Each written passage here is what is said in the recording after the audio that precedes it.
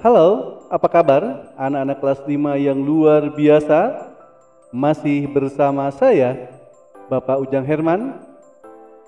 Hari ini Bapak akan menjelaskan tentang pembelajaran tematik, yaitu tema 6, subtema 1, pembelajaran 4. Untuk itu, persiapkan diri kalian, persiapkan buku tematiknya yaitu tema 6, alat tulis yang diperlukan, serta buku catatan dan buku latihan. Dan jangan lupa simak video pembelajaran ini mulai dari awal sampai akhir, karena nanti ada kuis dan jawaban kuis ada dalam video ini. Untuk itu, sebelum kita mulai pembelajaran, marilah kita berdoa menurut agama dan kepercayaan masing-masing.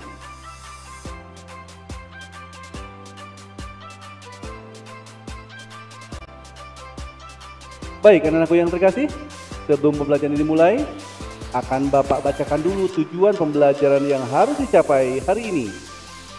Yang pertama, dengan mengisi diagram berdasarkan bacaan, kalian mampu menguraikan konsep-konsep yang saling berkaitan pada teks non-fiksi secara tepat dan jelas. Yang kedua, dengan mengamati lingkungan sekitarnya dan melengkapi tabel, kalian mampu menganalisis bentuk-bentuk interaksi manusia dengan lingkungan dan pengaruhnya terhadap pembangunan secara tepat. Dan yang terakhir, dengan membaca dan mempresentasikan isi bacaan, kalian mampu menjelaskan makna kewajiban secara percaya diri. Baiklah, pembelajaran kita akan mulai. Pernahkah kamu melihat gambar tadi yang di samping ini? Gambar tersebut merupakan pesan kepada masyarakat dalam bentuk papan iklan layanan masyarakat. Papan iklan tersebut merupakan salah satu media yang digunakan untuk menyampaikan informasi kepada masyarakat melalui media cetak. Pesan atau informasi apa saja yang kamu dapatkan dari papan iklan tersebut? Pernahkah kamu melihat papan iklan serupa? Nah, di sini ada gambar.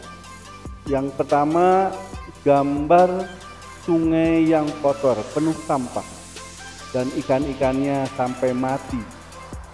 Dan yang kedua, ada gambar pantai, itu banyak sampah yang berserakan. Apa yang dapat kamu ceritakan tentang gambar-gambar di atas? Apakah kamu pernah menemuinya di lingkungan tempat tinggalmu? Bagaimana pendapatmu tentang gambar tersebut? Menurutmu, hal-hal apa sajakah yang menyebabkan hal itu terjadi? Bagaimana hubungan atau interaksi manusia terhadap lingkungan yang tampak dari gambar tersebut? Baik, anakku yang terkasih, mari kita membaca bersama-sama tentang bacaan yang berjudul Pengaruh Negatif Interaksi Manusia dengan Lingkungan Alamnya. Manusia tidak dapat hidup tanpa mengendalikan lingkungan alamnya. Dari alam, manusia memperoleh banyak manfaat untuk memenuhi kebutuhannya. Pertanian, perkebunan, perikanan, peternakan merupakan bentuk-bentuk interaksi manusia dengan lingkungan alamnya untuk memenuhi kebutuhan hidupnya. Manusia memelihara alam sedemikian rupa agar dapat dimanfaatkan dengan baik untuk memenuhi kebutuhan manusia dan makhluk hidup lainnya. Tetapi, tidak semua interaksi manusia dengan alam berdampak baik bagi alam. Perilaku masyarakat yang suka membuang sampah sembarangan misalnya, dapat merusak lingkungan alam di sekitarnya. Membuang sampah di sungai dan di laut dapat merusak makhluk hidup lain yang ada di dalamnya. Tidak hanya itu, kerusakan lingkungan yang ditimbulkannya dapat membahayakan manusia itu sendiri. Interaksi manusia dengan lingkungan yang kurang baik juga dapat menyebabkan beberapa bencana yang merugikan manusia dan lingkungannya. Contohnya, Terjadi banjir karena saluran air yang terganggu oleh sampah dari kegiatan manusia yang merupakan salah satu contohnya. Demikian juga dengan bencana tanah longsor disebabkan karena manusia sering menebang pohon di tanah yang landai. Kebakaran hutan karena kecerobohan manusia pun menyebabkan kerusakan dan kerugian yang sangat besar. Nah, berdasarkan bacaan di atas, jawablah beberapa pertanyaan berikut. Yang pertama, dapatkah manusia hidup tanpa mengandalkan lingkungan alamnya? Mengapa? Nah, jadi kalian jawab pertanyaan-pertanyaan yang ada dalam buku, kemudian kamu jawab, tetapi video ini dihentikan dulu, di-pause dulu. Kemudian kamu jawab sampai nomor terakhir, kemudian akurkan jawabannya dengan yang ada dalam video ini. Itu ya. Silahkan pause dulu, jawab dulu pertanyaannya. Ya, kalau sudah semua dijawab, mari kita akurkan jawaban kamu dengan jawaban yang ada dalam video ini. Jawaban pertama untuk pertanyaan, dapatkah manusia hidup tanpa mengandalkan lingkungan alamnya? Mengapa? Manusia tidak dapat hidup tanpa lingkungan alam karena manusia mendapatkan kebutuhan hidupnya dari alam. Yang kedua, pertanyaannya adalah, jelaskanlah 2 atau 3 contoh interaksi manusia dengan lingkungan alamnya yang terjadi di sekitar kalian.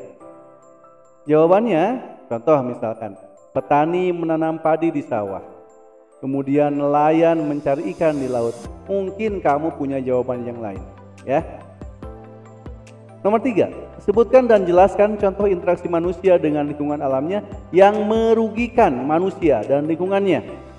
Ya, contohnya apa? Membuang sampah sembarangan menyebabkan banjir, menebang pohon sembarangan menyebabkan tanah longsor dan banjir juga. Ya. Nomor 4, apa saja akibat interaksi negatif manusia terhadap lingkungan alamnya? Jelaskan. Banjir karena saluran air yang terganggu oleh sampah, tanah longsor yang terjadi karena manusia sering menebang pohon di tanah yang landai, kebakaran hutan karena kecerobohan manusia. Ya, karena itu. Kemudian, berdasarkan bacaan di atas juga, gunakan diagram berikut untuk menjelaskan apa yang telah kamu baca. Jelaskan dan tuliskan pemahamanmu pada setiap paragraf bacaan tersebut. Lalu tuliskan kata-kata kunci pada setiap paragraf yang kamu anggap penting. Judulnya apa, paragraf 1, paragraf 2, dan sebagainya. Kemudian kata kuncinya apa, ya, kalian tulis di buku paket kalian. Ya. Baik, anak-anakku yang terkasih, ini ada dialog. Yang pertama, mendapatkan manfaat dari lingkungan alam merupakan hak kita, tetapi memeliharanya adalah kewajiban kita bersama. Setuju sekali, Ben? Ada hak pasti ada kewajiban. Betul begitu kan?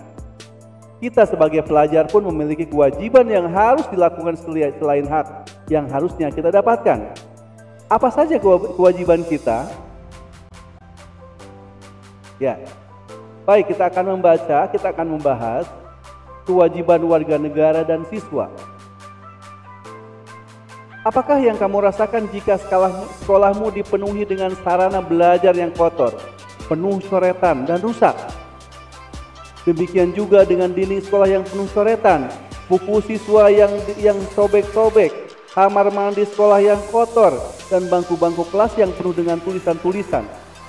Kamu tentu sedih dan prihatin, karena dengan demikian kamu tidak dapat belajar dengan baik. Salah satu hak siswa adalah mendapatkan pendidikan yang layak. Tetapi pada saat yang sama, siswa juga mempunyai kewajiban untuk menjaga sarana pendidikan agar haknya terpenuhi. Jika siswa tidak melakukan kewajiban tersebut, maka sarana belajarnya akan rusak sehingga kegiatan belajar akan terganggu. Apakah yang dimaksud dengan kewajiban? Menurut Kamus Besar Bahasa Indonesia, kewajiban berasal dari kata wajib, yang berarti harus dilakukan atau diamalkan. Sehingga kewajiban adalah sesuatu yang wajib dilaksanakan. Kewajiban merupakan sesuatu yang harus dilakukan untuk menjamin haknya terpenuhi. Semua siswa yang sedang belajar di Indonesia wajib mengikuti peraturan yang ditetapkan negara melalui undang-undang. Semua kewajiban ini harus dilakukan untuk menjamin seorang siswa mendapatkan haknya. Seorang siswa berhak untuk mendapatkan pendidikan yang layak, maka kewajiban siswa antara lain menaati peraturan yang berhubungan dengan pendidikan, misalnya menaati peraturan sekolah. Nah, sebagai warga negara dan anggota masyarakat, kita perlu mengetahui hak dan kewajiban kita. Sebelumnya, kamu telah mengetahui hak-hakmu sebagai siswa dan sebagai seorang anak. Bersama dengan temanmu atau orang tuamu, gunakan tabel di bawah ini untuk menentukan hak-hakmu sebagai siswa. Setelah itu, kamu dapat menentukan kewajibanmu untuk mendapatkan hak-hakmu. Jadi tugas kalian adalah mengisi tabel yang ada di bawah ini.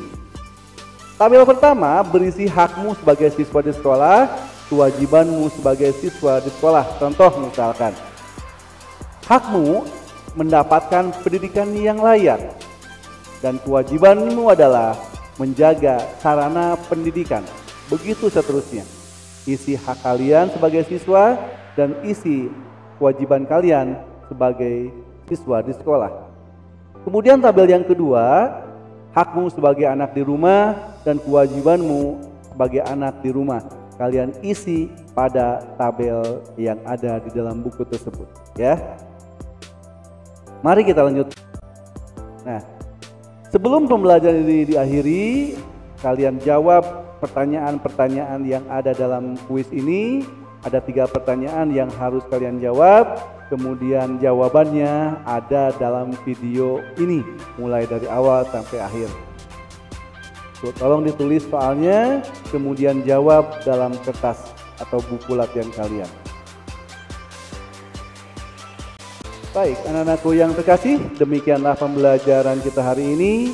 Semoga bermanfaat dan mohon maaf apabila ada kekurangan. Terima kasih dan selamat belajar.